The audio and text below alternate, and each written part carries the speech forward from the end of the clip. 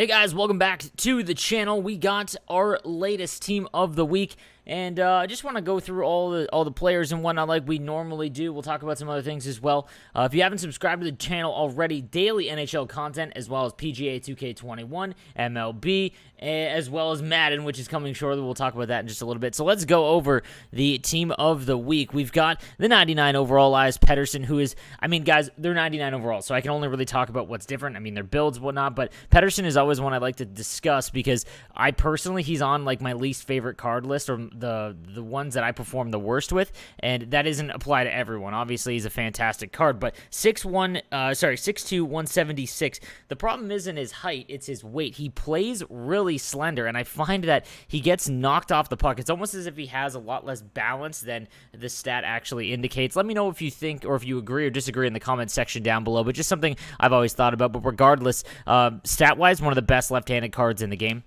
Moving on to the 99 overall, Nathan MacKinnon, another card I literally discussed in my top 5 cards that I'm just not a big fan of. I can't perform with. I don't know what it is, man. He's 6'2", 205, which is a fine build, and he's 99 everything, and he just plays.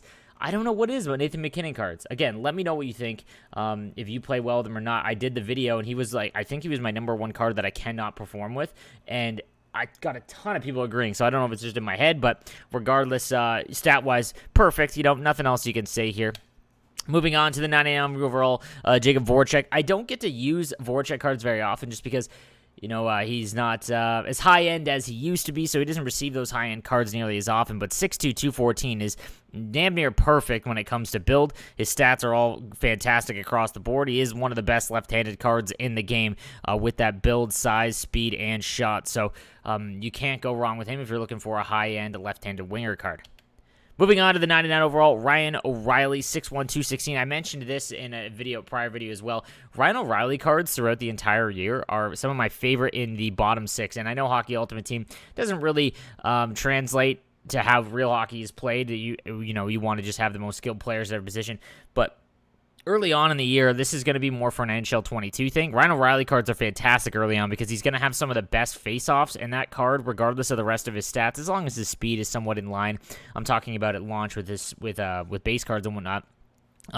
You want to have someone like him because if you need someone to absolutely win the draw early on in the year, 99 overall or really high face-offs is a significant advantage to help you out there.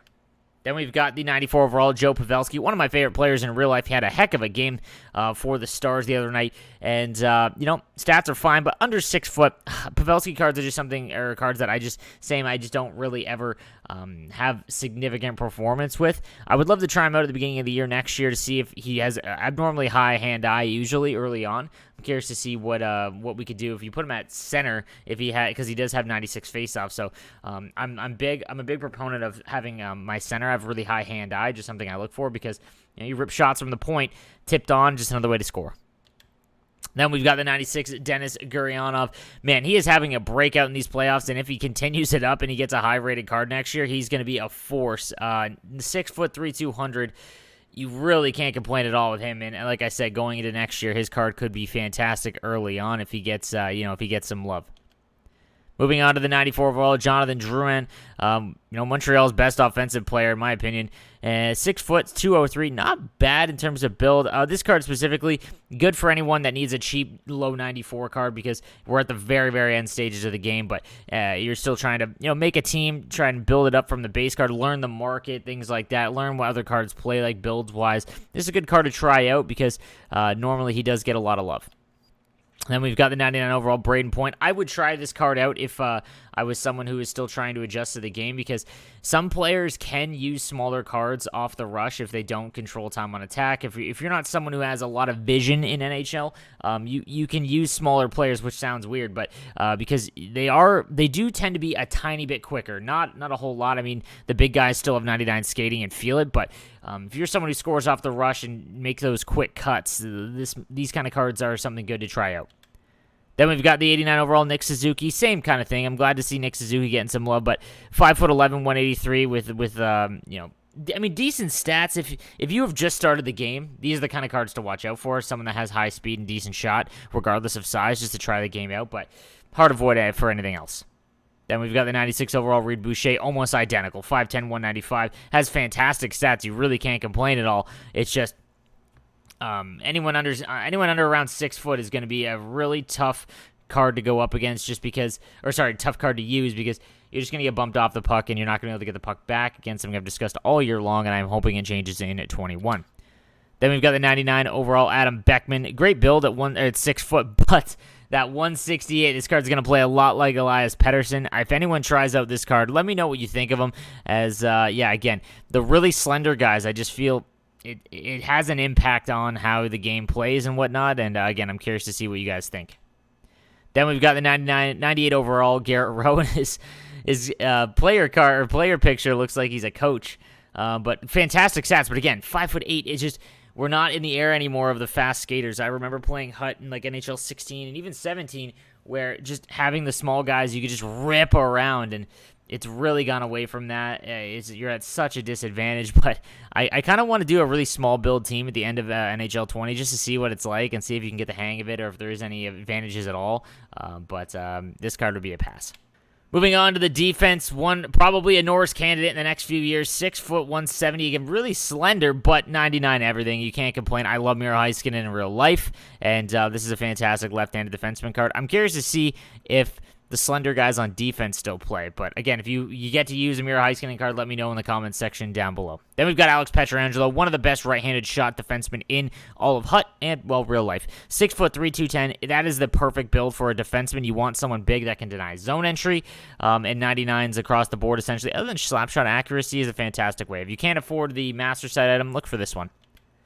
Then we've got the 99 overall Shea Theodore, 6'2", 195. Same thing, only left-handed essentially as Pietrangelo. This is a great build, great shot, great speed. Really can't complain at all with this 99 overall Shea Theodore. Moving on to the 89 Connor Clifton, 5'11", 174. This is the kind of card that you want to avoid on defense. Shot doesn't really matter if you can't can't get into the zone or can't deny zone entry, those kinds of things. It's so important on your back end to have a really big defenseman. You might be able to pair him with someone huge, but you're just not going to get the puck back, which is unfortunate, especially considering he's got 85 body checking and combined with the fact that he's 5'11", so pass. Then we've got the 96 overall Jamie Frazier, 6'1", 198. Good build, good speed, good shot. Nothing else you can say here, really. If you are looking for a cheaper non-99 defenseman for the left-handed side, this isn't a bad card. And then we've got the 98 overall Jake Bean. Man, the Hurricanes are going to be stacked on defense. 6'1", 186, 99s across the board. Again, this is a good build, good size, good shot. I'm running out of things to say here as we're so late in the year, but these are the kind of cards, if you are new to Hut, that you want to try out. And then we've got the 92 overall Anton Khudobin. Under 6 foot, guys. You know the drill. Yeah, the bigger the goaltender, usually the better he plays, and regardless of how high rated he is, even though he's only 92, it's good to see him get some love, but pass. Then we've got the 96 overall Dominic Rachavina. If you want to challenge, put him in net and get absolutely blown up upstairs. But, not much else you can do there. All right, guys, so let's take a quick look real quick at some of the other guys here. We got some new flashback sets with the Mike Gartner I mentioned in my favorite card video. Mike Gartner's always one of my favorites, so if you do have him, that's fantastic as the North Star flashback is back. Marcel Dion and Sam Mikita, two of my least favorite cards in HUD, as they're just really small. I'm not a fan at all, and this is just a hard pass for me. Kapanen, I love the flashback Kasperi Kapanen to a Toronto Maple Leaf as he was just moved to the Pittsburgh Steelers. And we've got Julius Honka and Philip Hollander, who, again, get that cheeky flashback as they were just traded. Guys, let me know what you think in the comments section down below as we wind down in NHL 20. There will be a ton of news for NHL 21. And I will be having it all here on my channel. Again, this is what I do full-time. And don't go anywhere, guys. Also, if you're into Madden, I will be doing a lot of Madden. It is my mission to become good at all sports games. So PGA, I'm getting there. If you've been watching the streams and nightly streams with Nasher, I'm getting there at golf. MLB, same thing. I'm getting above average, and now it's MLB's turn. So if you want that content, I'll be having some tip videos, not for the elites, but for the players that are trying to get to become good players. If you want info from a player that is trying to become good as well, that's me. So guys, thank you again for watching. Please subscribe if you haven't already, and I will see you tomorrow.